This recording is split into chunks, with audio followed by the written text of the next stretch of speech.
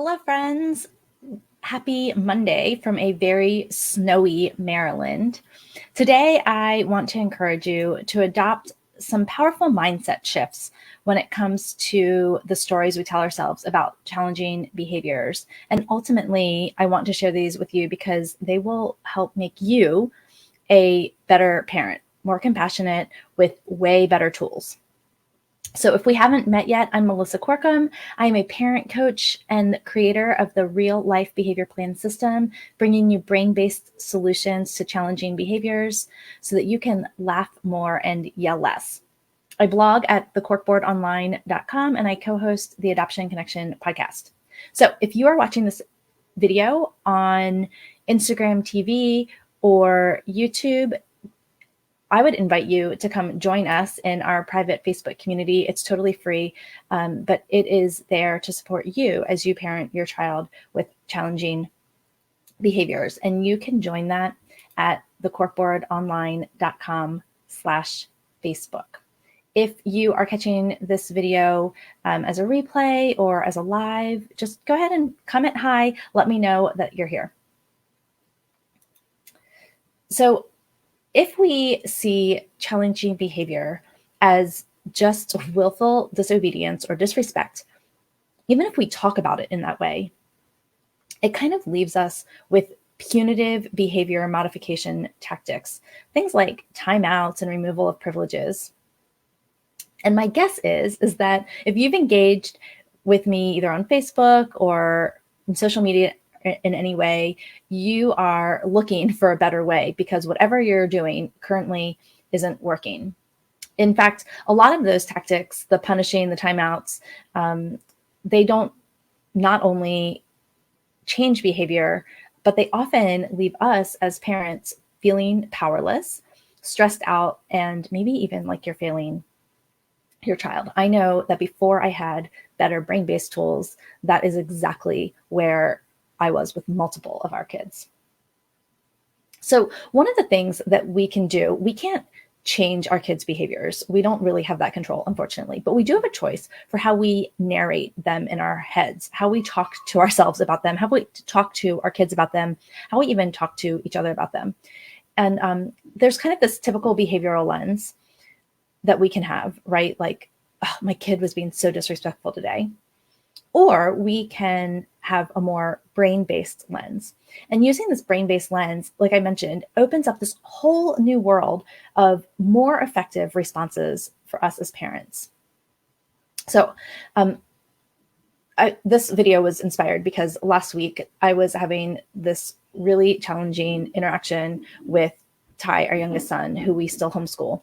And we were going back and forth on this one particular assignment. Now, I did not think this assignment was all that difficult. We were talking about abolition and slavery, and I just wanted to know some simple tactics that the abolitionists had used. And then I wanted to know if he agreed or disagreed with them.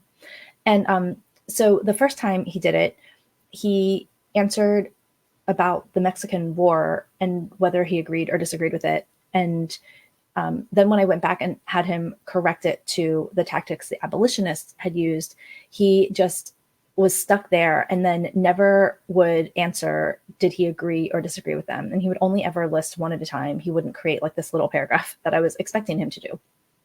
We went back and forth and I just got angrier and angrier. And I was convinced that he was just rushing through. I didn't think he was actually being just outright disobedient, but that might be the vibe your kid's giving off. I just thought he was rushing. And I was so frustrated. And I just kept telling him, like, I don't understand why you're, choosing to rush and choosing to be so disrespectful. And after a while, we had just eventually abandoned ship because I realized that this was not going anywhere good, which didn't feel really good. But what it did give us was some space to kind of talk about what was going on. And as it turned out, there were like 3 places in this whole interaction where I thought I was being really clear in what I was communicating. He thought he was actually doing what I asked, and he was thoroughly confused. And our communication wires were like missing and crossing in just a bajillion different ways. So in that example, right, I was telling myself the story that he was rushing, he was being a jerk, all of these things. And meanwhile, it was all about communication, that I hadn't honored the way that I know that he struggles to process, that he's very black and white, that there's often things that I think are so obvious that I make assumptions about that he needs clearly spelled out for him. So a couple other reframes about pretty typical behaviors I wanted to share with you may also help you if you're in a similar situation.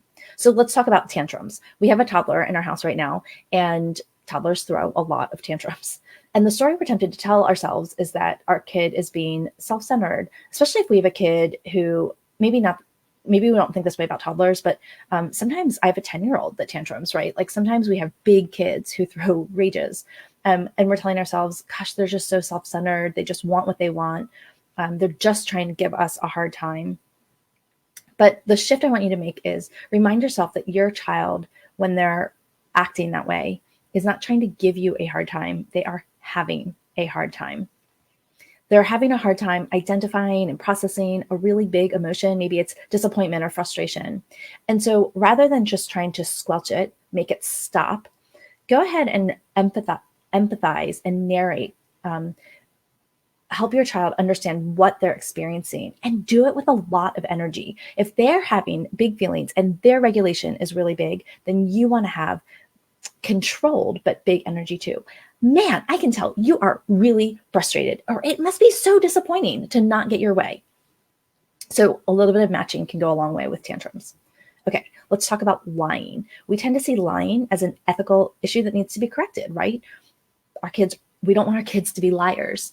But what if your child is maybe too scared to admit the truth? Or maybe they've had to lie in the past as a self-protective mechanism, and so it's a habit they developed. Or for a lot of our kids who struggle with executive functioning, which is pretty much all of them, they are doing something called confabulation. They're actually making something up because they know you want an answer, and they're actually trying to be obedient, but their brain isn't letting them come up with the truth, and so they're confabulating. And so they aren't lying as an ethical thing. They're lying because of a lagging skill. So that's an important shift that we can make for our kids. Hyperactivity. If we tell our kids to sit still for school and they proceed to run around the room, we experience that as defiance, right? But what if it's a can't instead of a won't?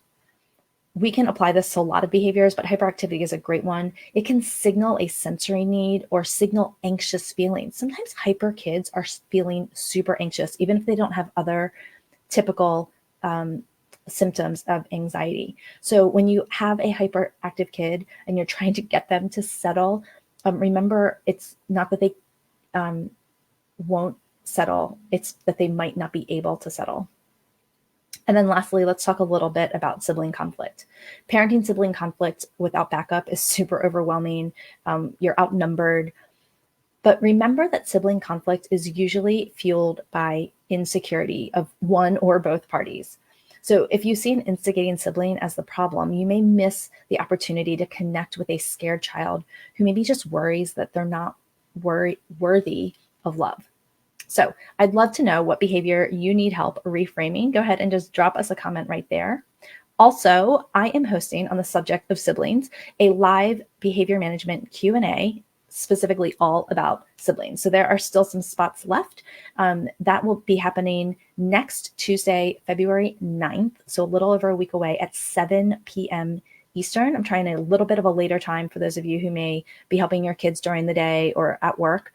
And you can RSVP and grab a spot for that. It's donation-based at thecorkboardonline.com/group. All right, bye for now. Remember, you are a good parent and you're doing good work.